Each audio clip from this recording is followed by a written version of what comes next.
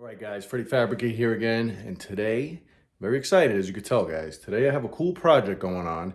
Had an engine laying around that I've been trying to put in something for a while, and I finally just found the right rolling chassis for it. So without further ado, this is it. In all her glory, a 1982 Xr80 rolling chassis. The tires are decent. Everything is here, roughly. The only thing I have to come up with is a way to mount foot pegs onto this frame. The stock XR, it mounts to the bottom of the engine, they mount. I have a line on some Xr80 front and rear wheels and brakes that I might convert this over to disc brake. Other than that, I'm going to leave it like this for now, and I'm going to just put in a much different engine. You guys know I love engine swaps, so let's go over here and we can see what I got. I basically got an old rm65 engine. I've had this in storage for a while. I think I just about have everything to it. I have the engine in here, as you can see.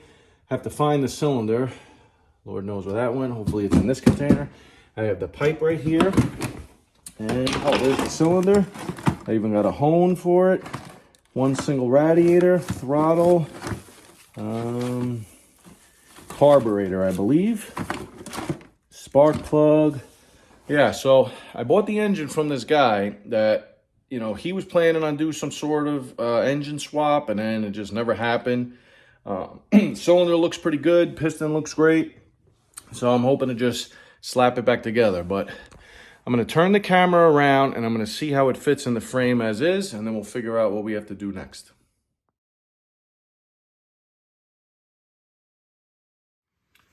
All right, I got it thrown in for now. There's a notch in the frame here that this lower motor mount seems to fit right into.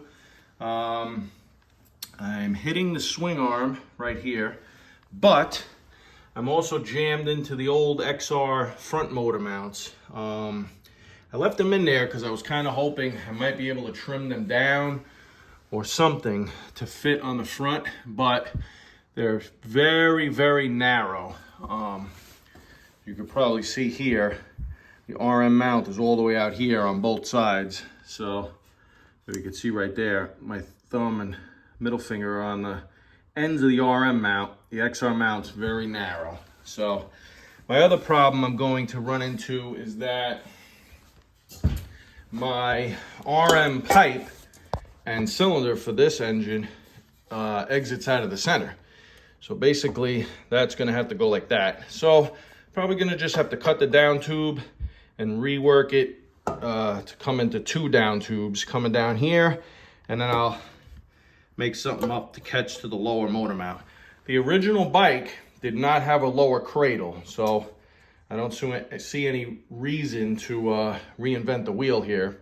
I'll probably just try, like I said, bring this down to about here, a little bit lower, and then I'll grab the lower motor mount and the upper motor mount. The back, I'm hoping maybe if I just trim this a little bit, I could bring something out down here and come up to catch that mount. I should be okay. As long as I have a little bit of room, you know, I don't need much. And the Kickstarter looks like it's gonna clear pretty nice. My sprocket, let's see if we could go to the other side for now. Hopefully the engine don't fall out. The sprocket doesn't look too bad where it is. Needs to be just bumped to the left a little tiny bit, but it's really not bad. This engine obviously is very tiny, so the XR engine is probably twice the size and, you know, probably a quarter of the horsepower. But one funny thing is that I'm wondering where I'm going to get the silencer on here. This side panel is bumped out slightly for the shock. My shock is going to be in the way, but if I run this guy like this, you know, something like that, over a little bit, maybe just like that, it seems to go right into the airbox. So if I could maybe eliminate the airbox and run a pod filter, I got to see where the carburetor ends up. I might be able to just get the silencer right in there, put a little shorty silencer, and then just run a short pipe coming out the back to redirect the exhaust. But so far so good, guys. The exhaust is going to go there, and then the single radiator, I believe, will go on the other side right here. Clutch cable, this is the original clutch cable mount for the XR that's coming off. This has the mount built into the engine, which I love. And I have the, I'm gonna try to use this one. This one's really nice compared to the cheap junk they put on here. You know, as I look more into this bike, everything's painted. This has been repainted. The frame's been quickly repainted, you could see. So, you know, everything's falling apart, but it's good enough for now.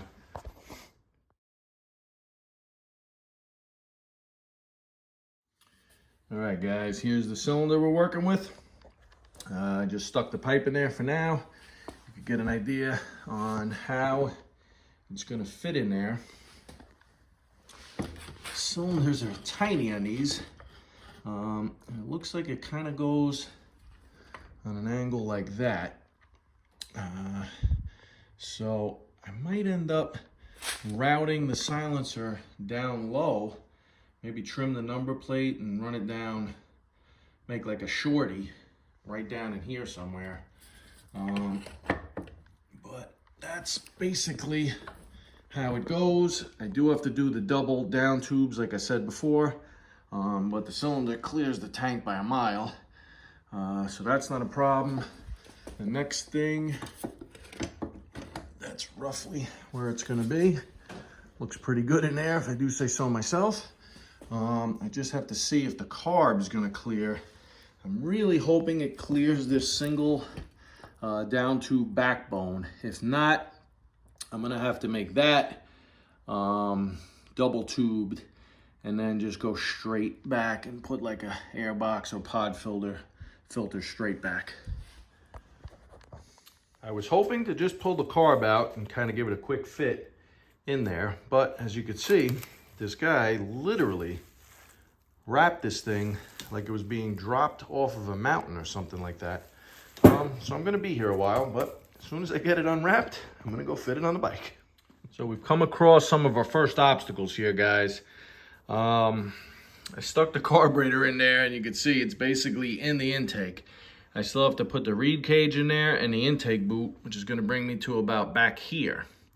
So if the engine stays where it is, I'm gonna have to do some major reconstruction on this frame tube here.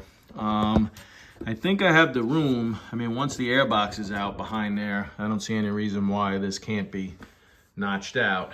But I'm hoping once I pull this front motor mount off here, I should be able to get this engine to drop down. If I could get it to rotate forward about 2-3 inches, it's gonna be much easier for my exhaust pipe. I want this to get as close to here, then I might be able to just put like a round tube cut into this down tube and the exhaust could go right through it, and I might be able to fit the carb in the back and maybe put like an angled boot on the end there.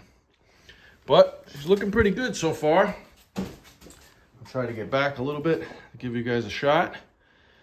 I think that's actually the look I've been going for.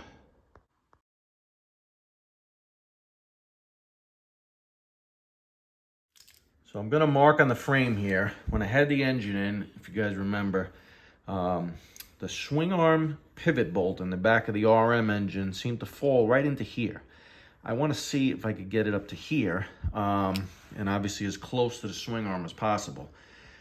Either that, or I cut these off and move the swing arm pivot down, but I'd rather not change the geometry of the frame too much. So I'm going to try and cut this like this, come down like that, and take out some of this piece right here. It might weaken it a little. I think it'll be all right, to tell you the truth. It's not like this piece hanging off in the breeze has any strength.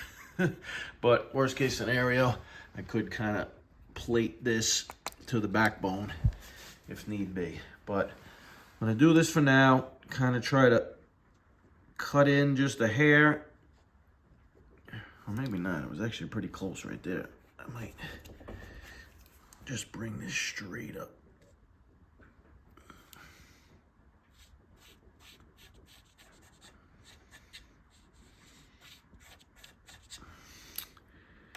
Sheesh.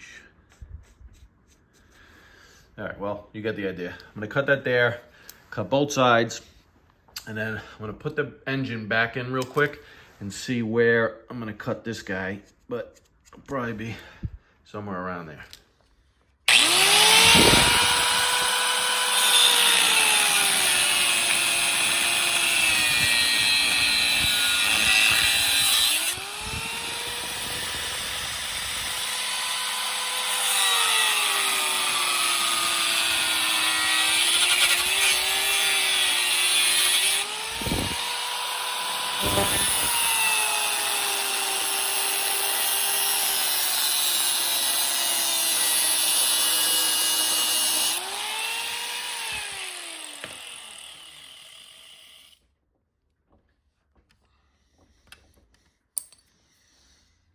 All right, not too bad.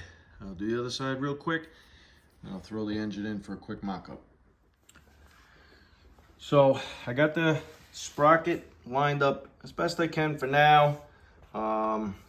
With the rear sprocket, you kind of want this thing, you know, the center line of the front sprocket going through the swing arm pivot bolt and through the rear axle. That's worked out well for me. When this was in the original bike, this was the swing arm pivot. So ideally the sprocket was a little bit closer. I'm spacing it out a little, unfortunately, but I don't think it's gonna be a problem. I'm gonna put a roller up here and a roller down there as well, so it should keep the chain aligned. And in the back, I'm going to put one of my rear chain guides. So what I've come up with is, these are the original XR motor mounts from the front of the bike. I've kind of fit them in here now, and I'm gonna drill this hole out, probably weld a bigger washer on it or something like that, but it fits pretty nice, just like that. And the cool thing is that it fits on the other side the same way. I just need to make up a couple of bushings to space it out a little further on the other side. On this side, it's pretty close to being flat. I might just weld a few washers behind this to space the motor out just that tiny bit, if you could see there. That seems to be a good alignment for me. And I could do this for now, so you guys could see a little better. Okay, put that in there, and that goes in there and gets welded on. I think that looks great. So this is the bolt I'm using for the back of the engine mount that I just made. I have another bolt here that fits pretty good. It's slightly smaller than this one. I believe it's metric, but I'm not positive. I'm not gonna go crazy. So I'm gonna mount this guy in the lathe. I'm gonna turn this shaft down till just about there. I have plenty of length on this. Then I'll see if I could spin it around somehow or machine this down from this end. Just the threaded part, I'll bring it down to good metal again, and then I'll thread a newer thread on and just put a smaller nut on the other side. All right, guys, I'm trying to show you the setup here. So what I did, I have 3 of these bolts. I found the straightest one. You can see that it's pretty chewed up, but hopefully I'll get into some good metal here. I tried to mill as close as I could to here before I brought in the live center. I'm bringing this in to help support it when I mill it down. My problem is that when I bring in the turret, the carriage actually hits the turret. So what I'm gonna have to do is loosen up my tool holder here and kind of slide it to the front edge as far as I could go and hope I can make up that little bit of distance. If I can't do it with that, I'm gonna have to bring in a different cutter and kind of go in on an angle, like a left-handed cutter, and go in and catch this little spot. But for now, it's pretty good. I did have to put a dial indicator on this and just bang it in to get it to spin as true as I could.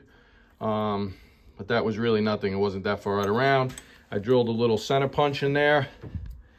You can see right there. I just bring the live center in. I lock it down. And then I'm just going to take light cuts till I get it where I want. All right, this is what I came with to just get this edge in here and get a nice flat cut against the head of the bolt. Just mounted the cutter, spun it this way. You can see I got this edge right here, just slightly angled back, and this flat edge in the front is just going to bring this down. The rest, I got it to where I want it to be. Perfect. I just got to bring that down a little, still a little tight. So I mounted the bolt back in the lathe, put my live center in, got it locked in place, and I'm going to go just shy. This is the end of the motor mount, the bracket on one side. This is it flush on the other side. I'll probably put one washer on this side, maybe a lock washer, and everything else on this side, and a nut. So I'm just going to go slightly back from my mark here, and I'm going to try to bring it down to what is going to be the final dimension to cut a 7/16 14 thread. So it's basically a 7/16 coarse thread. I'm not sure. I mean, I'm close right here, but we'll see. This is my setup to cut the threads. I'm going to put a little WD-40 or something on there. I had tapping fluid, but I ran out, so this is what I come up with.